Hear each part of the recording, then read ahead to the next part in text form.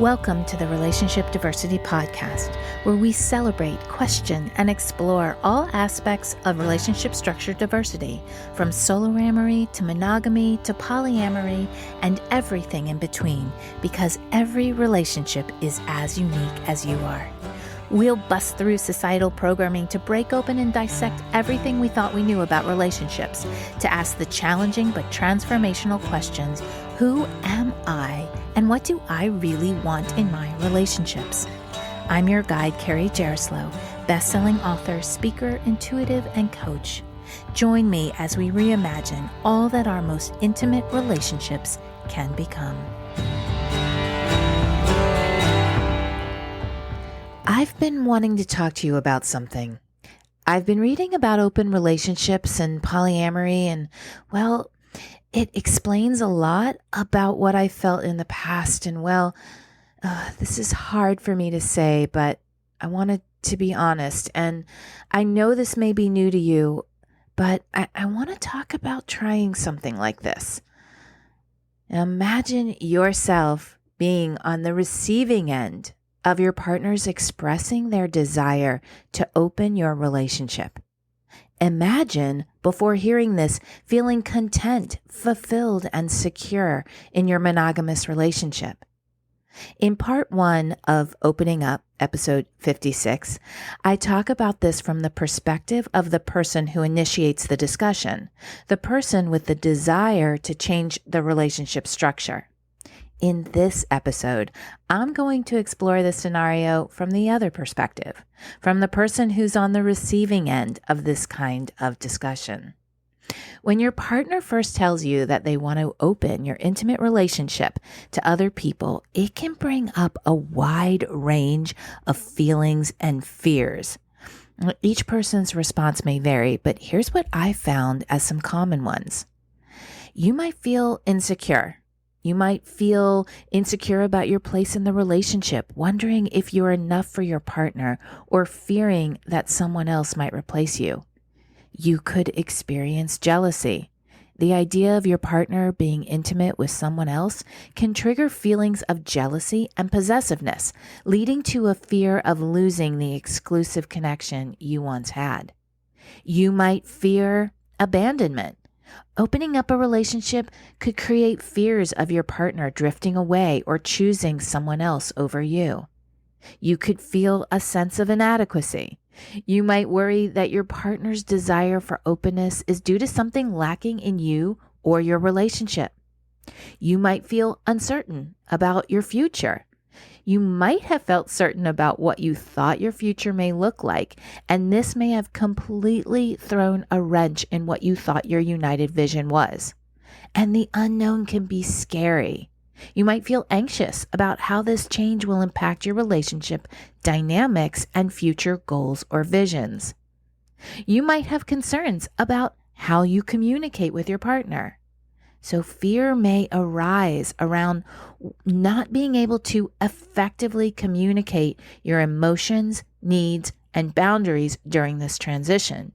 You may also fear being vulnerable, expressing your concerns, and then not being heard or acknowledged by your partner. You might get into comparison mode and compare yourself to potential new partners and fear that you won't measure up or that your partner might find someone better. You might feel unstable emotionally. The idea of navigating new emotions and relationships can be really overwhelming, leading to a fear of emotional instability for both you and your partner. You may feel like you don't have the capacity to handle all the emotion and anxiety that this idea is bringing up. This could bring up trust issues, either new ones or highlight unresolved ones between you and your partner. There could be concerns about maintaining trust and ensuring that both partners are honest and respectful throughout the process, especially when one or both of you don't feel heard or acknowledged. You might start to feel like you need to withhold your true feelings and wonder if your partner is doing the same. And lastly, you might feel pressured to agree to the open relationship, even if you're unsure or uncomfortable with the idea, because you fear that if you said no to it, it could lead to the end of your relationship. It's important to remember that these feelings and fears are valid and natural responses to a significant relationship shift. I want you to hear this again. Your feelings are valid and important. Acknowledging them and then communicating them to your partner will help you feel a part of the process and not a victim of it. If this is a challenge for you or them, keep listening. There are supportive and effective ways to navigate this process if you're feeling resistant to opening up your relationship. First, it's essential for both of you to approach this journey with warmth, compassion, and a commitment to open communication. For most people, this is easier said than done. It's almost certain that both of you will get triggered by this exploration for different reasons and at different moments. Exploring your triggers and then your trigger responses will give you more awareness about yourself. For example, this is personally speaking, when I feel hurt, I tend to pull away, disconnect, and isolate. And in my most challenged moments, I tend to say passive-aggressive words and withhold communication. This is helpful for me to be aware of because when I feel the need to pull away, I can make a choice. Do I want to respond in the old way of disconnection, or do I want to push myself through the fear to reach out and connect with my partner? And sometimes I just can't help it. I go right back to the disconnect, but at least I have an awareness. And it's really helped me in my relationships. So knowing yourself is helpful, definitely. But in the beginning of the whole exploration, I know that with a lot of my clients, I've had the experience of this. It's kind of like your entire nervous system may be thrown out of whack. You're most likely taken off guard, possibly scared, anxious, and really resistant to the shift. And your mind is always going to the worst that could happen. So, in the very beginning, creating the safest container to explore all your emotions is essential. But if you can't get there and are overwhelmed with emotions and confusions, it's completely understandable. I see you. And I'm here for you. So I wanted to offer 4 important steps to help you find more clarity and groundedness through this process. Step 1 is to prioritize self-care and reflection. In times of uncertainty, it's vital to prioritize self-care and tend to your emotional well-being. Take time to reflect on your own needs, desires, and boundaries within the relationship.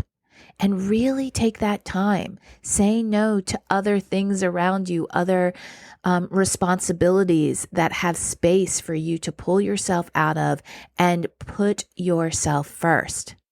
Remember, it's okay to say to your partner, I need some time to think about this because a lot is coming up for me. So if you can't engage in the conversation right away, it is okay to take a break. When your partner communicates their desires, it could bring up so many questions and doubts about what you thought your relationship was. Write these down, document them, and take time to understand your thoughts, feelings, and emotions. Do your best to get these thoughts out of you and onto paper. Journaling or meditation can help to provide this clarity to help you understand your emotions better.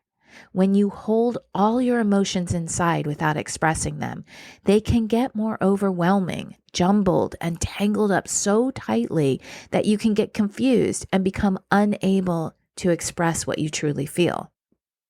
Now, as you begin to understand what feelings and thoughts are activated, see if you can search back in your life to understand the root of the fear. Is there any way this new structure could possibly work for you? What if you could design your own experience? What boundaries are important to you? While doing this exploration, engage in self-care activities that bring you joy, nurture your passions, and cultivate self-love. What do you love to do? What brings you joy? What can you do that helps you cultivate self-love and self-worth? Maybe it's exploring new interests or moving your body, hiking, dancing, whatever feels good to you. Remember, honoring your own needs is a fundamental part of any healthy relationship. And if self-care, or the kind of self-care that I talk about, which goes so much further than just a massage or a nice meal. So if this is a new concept for you, check out episode 20, Self-Care is Not a Luxury. Trust me, I make it super easy to start a self-care practice, which I refer to as time every day to connect to yourself and to really ask yourself how you're doing. I even have a simple guide to starting a daily self-care practice. You'll find the link in the show notes and I can email it right to you. Step 2 is to communicate your boundaries clearly. Once you've spent some time in self-reflection, have gathered your thoughts and feelings on your relationship and what comes up when you think about shifting your structure, and have identified boundaries that are important to you, the next step is to communicate these to your partner. Open and honest communication is so important when addressing the desire for openness in a relationship. If you withhold your true feelings, resentment will grow, creating more issues in the end. So, as clearly as possible, express your boundaries and concerns to your partner. Share your emotions and fears with as much compassion as you can muster up. Ensure that your partner understands the depth of your feelings and the importance of your boundaries. Ask them directly if they understand where you're coming from, and do your best to give that back. Mutual respect and understanding are essential for finding a resolution that honors both individuals' needs. It also helps you both feel safe, which will help you think outside the box to come up with creative solutions that can feel affirming to both of you. Okay, step 3 is to foster empathy and mutual understanding. Now, while it may be challenging to understand your partner's desire for openness, empathy and mutual understanding is crucial to maintaining a healthy connection. Intentionally engage in open and non-judgmental conversations as much as possible to gain insight into your partner's motivations and emotions. Ask questions, really specific questions, and listen attentively to their perspective. Use your self-care and reflection time to come up with questions about your partner and your relationship that you're really wanting to understand. It's human nature to fill the gaps in a story we don't understand. Asking direct questions from a space of really wanting to get it, understand it as deeply as possible, understand what your partner feels and thinks, could help you uncover things that you otherwise would have made assumptions about. This could possibly deepen your connection and potentially uncover ways to meet each other's needs without compromising your own boundaries. It could take your relationship to the next level and deepen your intimacy. It can also open the door for your partner to ask you questions to better understand you instead of making assumptions or coming to conclusions that are based in their own thoughts, past illusions, and not really in the truth of what's going on with you. And lastly, step 4 is to seek supportive resources and professional help. Navigating this situation can be really challenging, especially if you and your partner's fears and wounds are intertwined and triggering each other. Many times, both people are so hurt that they're unable to see what is going on and can't even envision a possible scenario where both needs can be met, or even maybe a stepping stone where the process is slow but steady. In these cases, you both may benefit from external guidance and support, And this can be found on your own in the form of outside resources such as books, articles, or podcasts like the Relationship Diversity Podcast. And there are so many others that explore the topic of open relationships from various perspectives. If you're still struggling, then engaging in couples therapy or seeking the assistance of a relationship coach can provide a safe space to explore your feelings, facilitate constructive conversations, and help you navigate this process with clarity and understanding. Now, one note here is that I feel it's important to find a therapist or coach who will objectively listen and guide without judgment. This is typically a coach who specializes in diverse relationships and who will objectively listen to both people, explore the fears, and help foster an open conversation where both of you feel heard and honored for your desires. I've interviewed so many great coaches on this podcast, so connect with me through my website if you're needing some suggestions of who might work best for you. Okay, I've got one bonus step for you that I wanted to offer, and that is to find community. You might be in a place where you have no one to talk to. You might feel embarrassed to talk with your friends or family about what's going on. This will contribute to feelings of isolation and loneliness during this deep soul-searching time. By seeking out accepting communities where this is not out of the ordinary, you can find a safe space where you can question and explore your feelings. Now, at this moment, I don't have my own live community, but I am here as a resource. Please reach out to me through the link in the show notes, and I can connect you with wonderful online communities that are facilitated by great coaches who specialize in relationship structure exploration and all that comes with it. Navigating a situation where one partner desires an open relationship while the other does not requires compassion, open communication, and a commitment to self-care. By prioritizing self-reflection, setting your clear boundaries, seeking support if needed, and finding community, you can navigate this challenging journey with your partner and possibly grow and evolve in the process.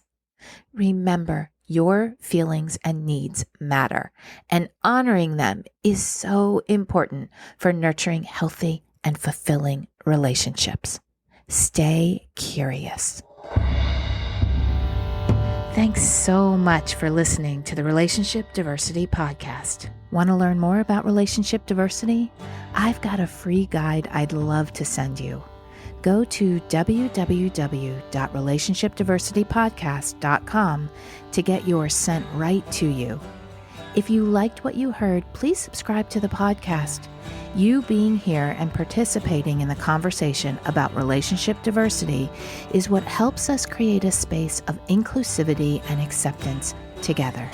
The more comfortable and normal it is to acknowledge the vast and varied relating we all do, the faster we'll shift to a paradigm of conscious, intentional, and diverse relationships. New episodes are released every Thursday. Stay connected with me through my website, carriejaroslow.com, Instagram, or TikTok. Stay curious. Every relationship is as unique as you are.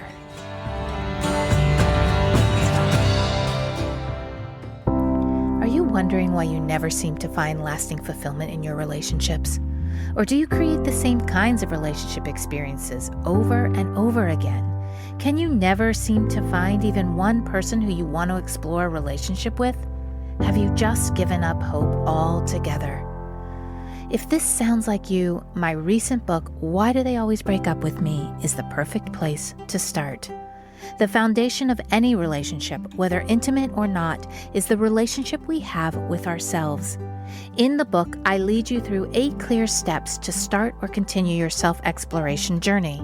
You'll learn about the importance of self-acceptance, gratitude, belief shifting, and forgiveness, and given exercises to experience these life-changing concepts. This is the process I use to shift my relationships from continual heartbreak to what they are now, fulfilling, soul-nourishing, compassionate, and loving. It is possible for you. This book can set you on a path to get there. Currently available through Amazon or through the link in the show notes.